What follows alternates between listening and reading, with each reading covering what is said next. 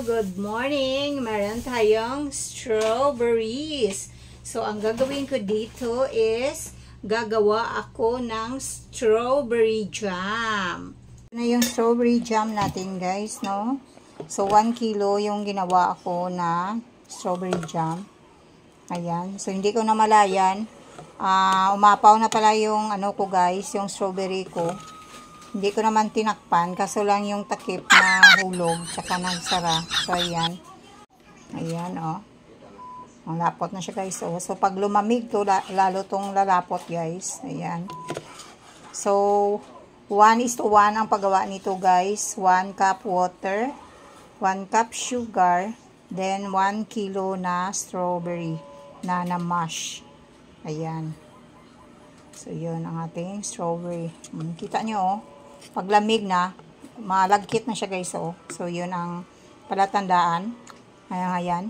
Tingnan nyo, oh. Pag ginanya ng kamay ko guys, oh. Ayan. Yun ang palatandaan na okay na yung jam natin. Ayan. So, naglagay ako ng konting honey guys.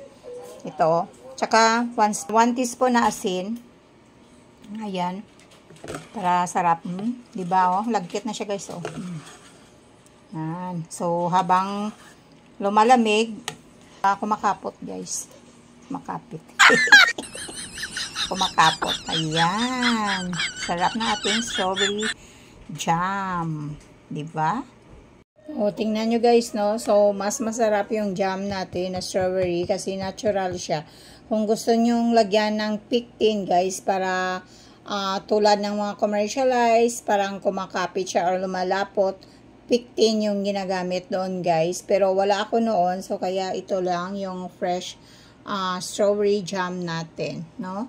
So, ayan. Okay, so masarap siya pang himagas o ilagay sa pan guys, no? Diba? Ayan, so meron tayong fresh strawberry jam.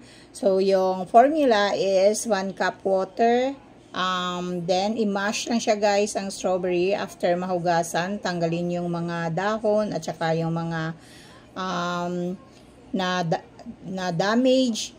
Then ayan, i-mash lang siya guys, then add sugar. So 1 cup sugar yung formula ko, tsaka 1 cup water. So kung gusto nyo pa medyo matamis, dagdagan nyo pa ng 1 cup sugar, no? Pero sobrang tamis, ayoko ng ganon. So, ito is okay yung lasa, medyo maasim ng konti.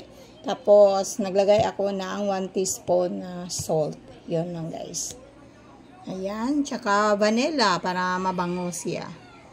Ayan. So, yan. Thank you for watching.